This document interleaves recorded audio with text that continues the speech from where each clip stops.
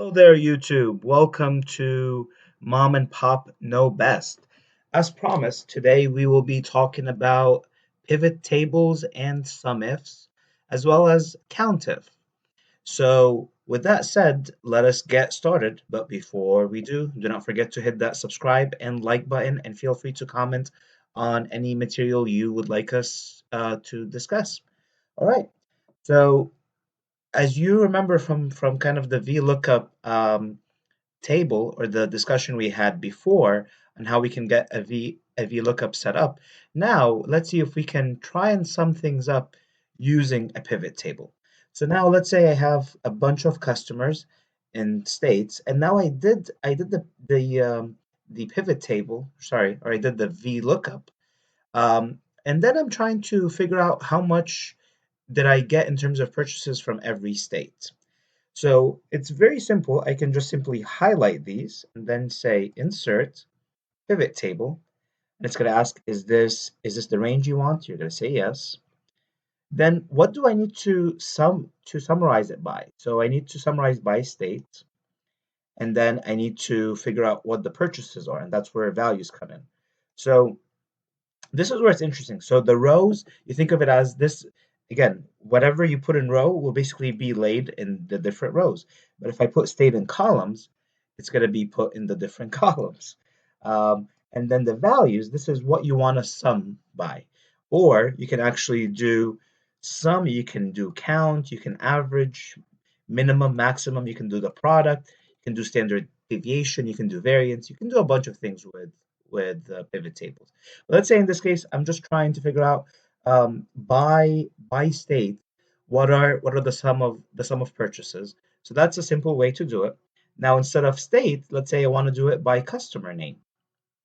So now I know how much every customer contributed in total in case that customers are repeating or showing up multiple times.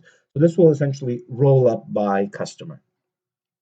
Now, let's say we want to get a little bit fancy. So we want to show it by customer and state. So now we're showing it, okay, now I can see I put state here in columns. So now my rows are the different customers and my columns are the different states. And I can make this look a little bit better by making it all dollar signs. Then make this bigger. So there we go. So now I see, okay, DC had 550, New York had 400, Vermont had $50, and I'm also showing it by customer. This is a little bit of again, a table that has a little bit more info in it. So we have a summary by customer as well as summary by state. That's how you can do a pivot table quite simply. Um, we can even embed this in the same row. So we can put this in this fashion.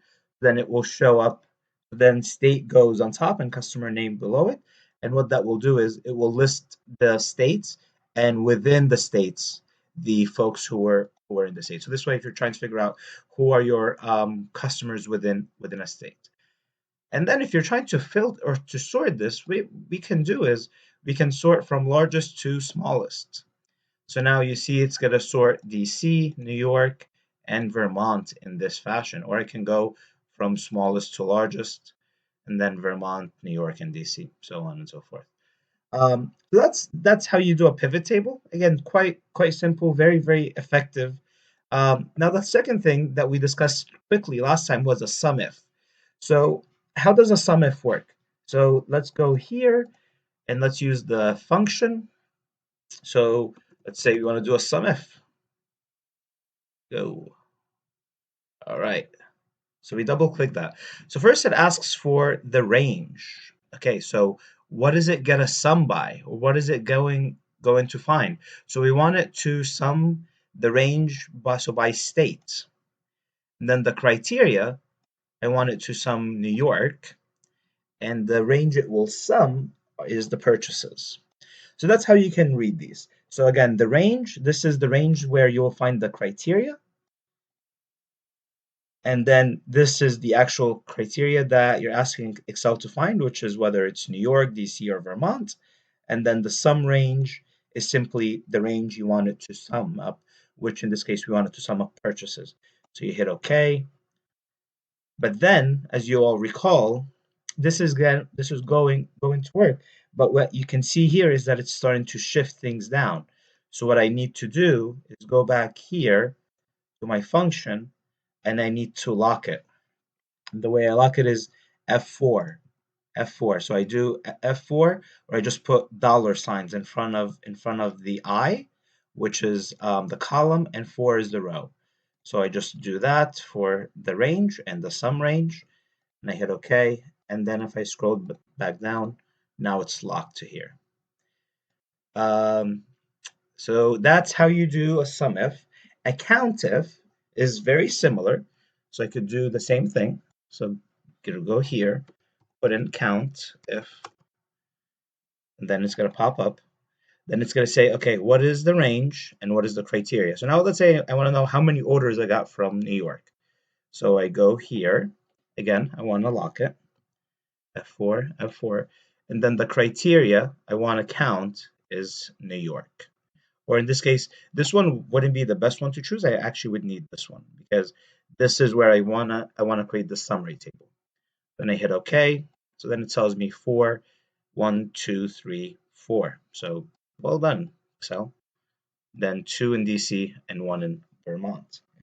So that's a very quick way of just talking about sum ifs and pivot tables. Again, they are very interesting tools. They're very powerful tools.